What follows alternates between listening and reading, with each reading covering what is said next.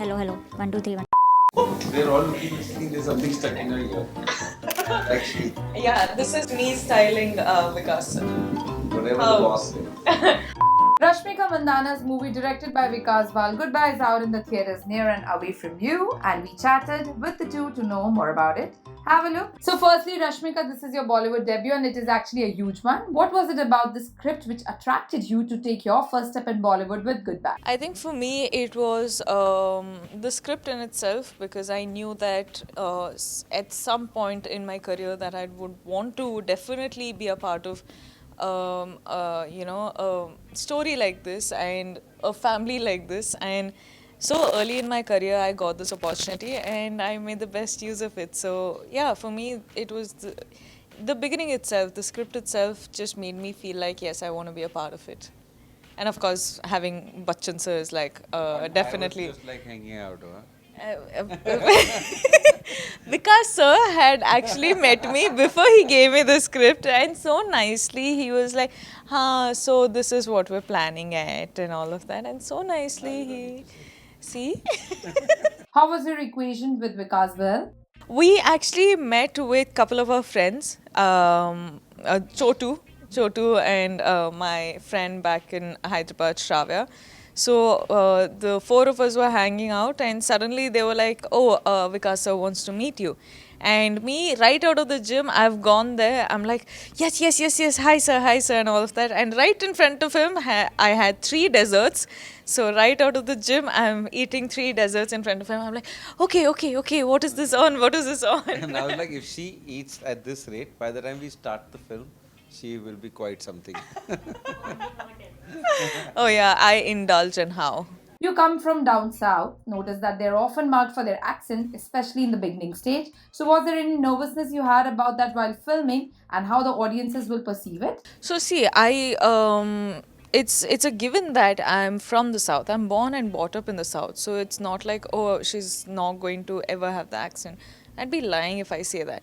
But I know for a fact that if I sort of like work on a film, I would only agree to a film if I knew that I'd be capable of doing the best, which is accepted by my director, the producers, and myself, equally. So for me, like, I know that all these industry that I've worked in, the only thing the audience everywhere has said is that we like your voice, we like the emotion in your voice, so we want you to dub it.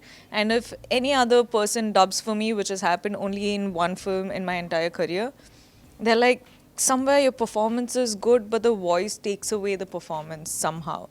And I hated that feeling. So since the beginning, I knew that it's okay even if I have to put my, brain into work like 24/7, but I will still learn the language and I will still dub my own films. So I think, yeah, for me, it's become a strength rather than a weakness, because I know that once people get like comfortable with my own voice and my own way of speaking, that they can never really look at my acting in someone else's voice. So I think it's more of my strength. When talk about the genre of the film, it's always said that the two of the most difficult emotions to be portrayed is laughter and the sad or emotional. So Vikas sir, how did you manage to strike a perfect balance between the two in the story, and what the vision behind that? I think it's pretty much the way I look at life. So I can find humor in most things in life. So when I'm writing very naturally, even if I'm writing a very, very emotional scene, somewhere in the middle of writing that, I will find humor, or I'll remember a moment of humor.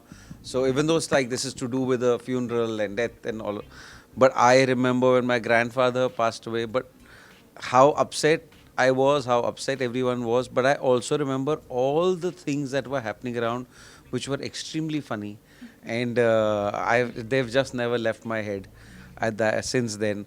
So in every situation, I just will always be observing the humor, and most of the time I'm not creating it. It is what I've seen in life, or heard, and then somehow it all comes together. And it's so funny, you can't really take Vikas sir very seriously having that flower on his ear, no?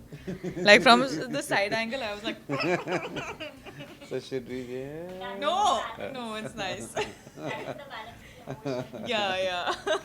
In your last interview, you talked about dealing with trolling in your past days during Dear Comrade. What was it about? No, actually, I've been seeing a lot of articles which said it was from Dear Comrade. No, I didn't say it was from Dear Comrade.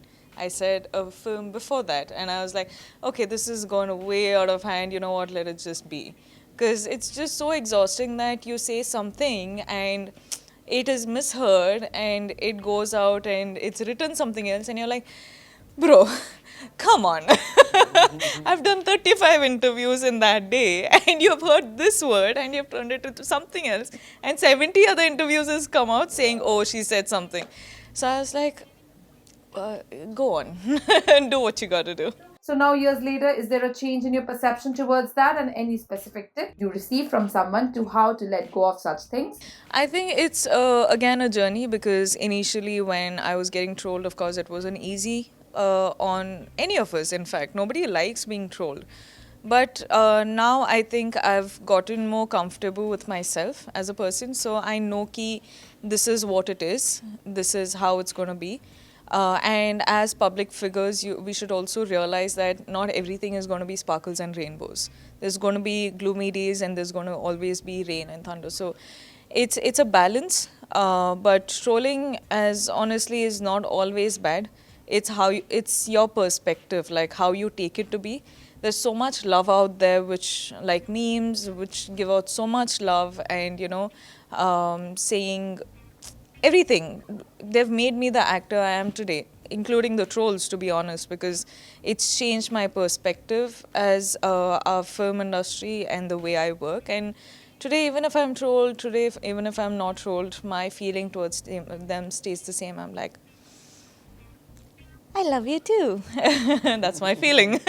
Because in times like these, with a lot of content coming up, going, we a family drama, which kind of caters to all the audiences age wise, is very difficult. Actually, it's not like I wanted to make a film in this genre, because genres don't decide stories. Stories decide genres. And this is a story that I bumped into because of my friend's conversation with his father. I used to see so many things when I would go, and and we've all seen this in some manner or the other. So for me, it was putting that story out there. Now, actually, at a much later stage, will you ever think, okay, it has become a family film, it has become what some people can watch together, it has suddenly got a U certificate. So that's a journey, and the story takes itself into a genre, and so that's just what happened. And I was just writing the film that I was loving writing. So, how do you think about showcasing family drama and strike a balance to make it for a larger audience? I think whichever way, by the end of it, the end product has to be how many people saw your film, and how much, how it stayed in people's lives longer than the weekend or just the release month.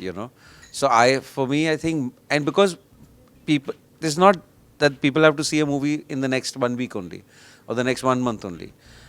We still watch Sholay, we still watch Somewhere. So that those legs of the film are the most exciting. But the eventuality is more and more people saw it.